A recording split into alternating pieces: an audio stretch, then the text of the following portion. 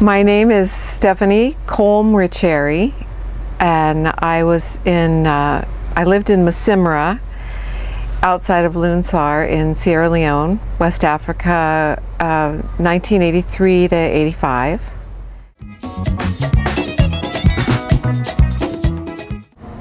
Guy that lived with me was about 14, and he was also assigned. He came from Magbanaconti down the bush path, and he had had polio when he was young. And so one of his legs was quite shriveled, but he was the hardest worker, and he was really strong.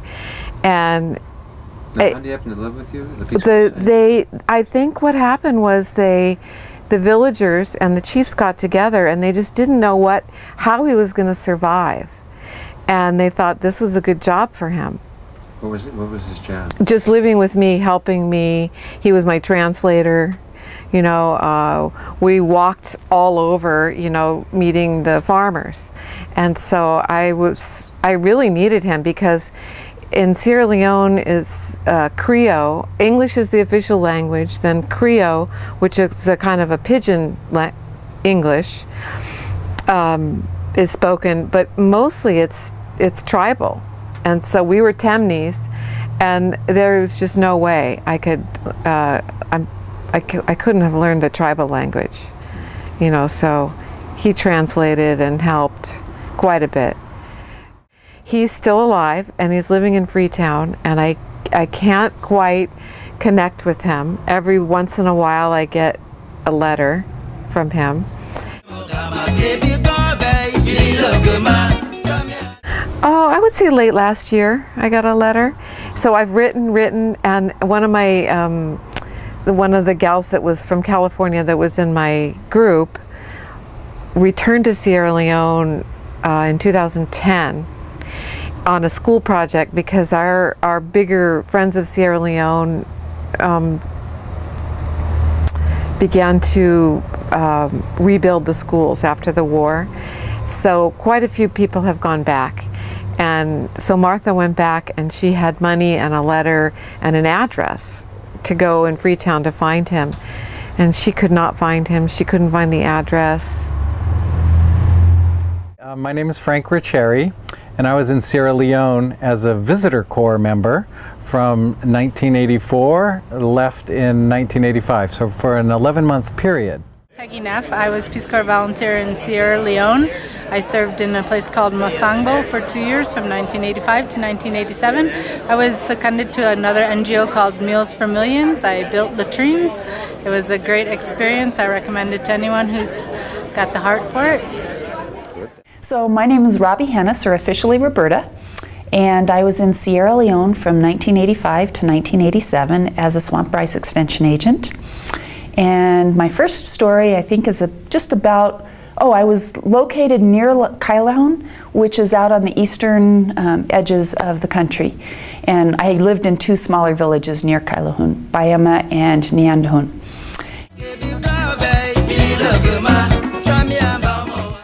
In Sierra Leone, at least, the boogeyman, and whatever terminology they had for that in Mende, which I was in a Mende village, was white, not the black boogeyman like we think of here, we grew up with. And so when I would show up in a small village, you know, a very, very bush village, I could scare the living daylights out of little kids, and a couple of times out of adults too. I'd show up, you know, walking through the bush, and all of a sudden he'd be screaming off through the village. I felt terrible. But after a while you just have to laugh, because you can't change anything. Let them get used to you. In my second village, my parents came to visit not too long after I had moved in there. And this was this was huge honor to this village to have the parents of their Peace Corps volunteer coming to visit. And so when we drove up, and it was an ordeal to get my parents up country into the village. And so we pulled into town on the day. I had told them I thought we would be there, but we lived on Wawa time. West Africa wins again. Time had no meaning except for when things happened. So I pulled into the village about noon on the day I said we would be there, drove up to the chief's house and said hello, and he looked at me and he said, "You can't be here." So I said, "All right, we're not here." And we turned around and we drove back to another little teeny village about 2 miles down the road. And we sat in the car and hung out for a while and speculated on what was going on. And about half an hour later, somebody came and said, "All right, it's time now, you can come."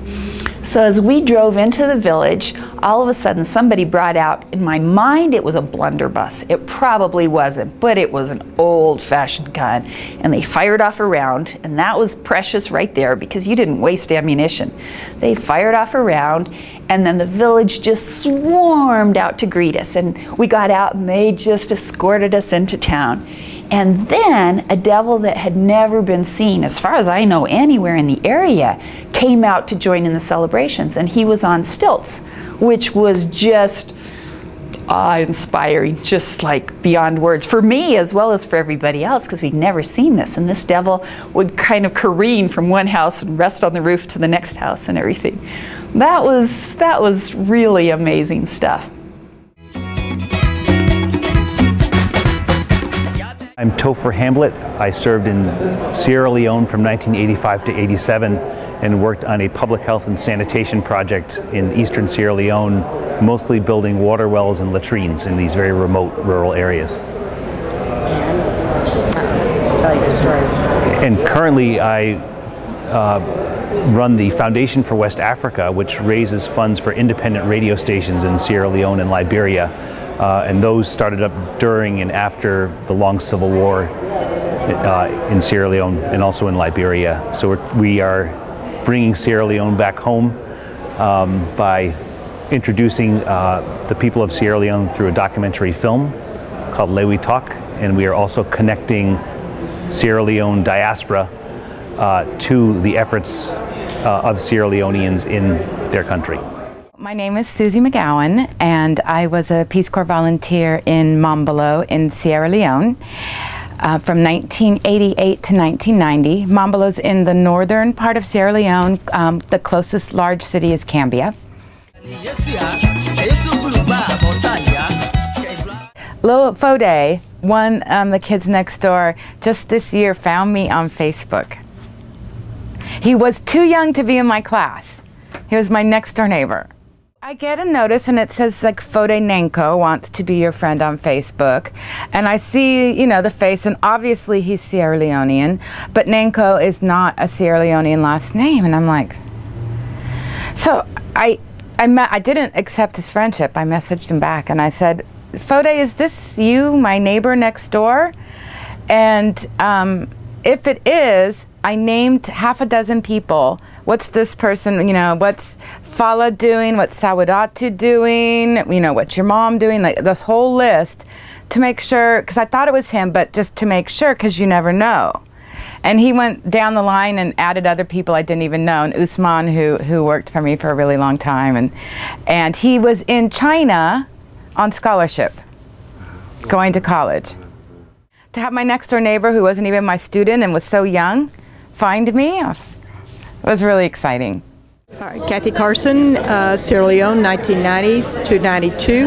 Lunsar, Northern Province, Sierra Leone, education teacher. Richard Roth. I served in Sierra Leone, West Africa, 91-92 as a health volunteer in the village of Bunban. Bunban is near McKinney in the Tonkalili district. We were evacuated because of the civil war that broke out, and I was evacuated to Senegal in 92. So the service was cut short. Consequently, I chose to go back into the Peace Corps in Mozambique, 1998.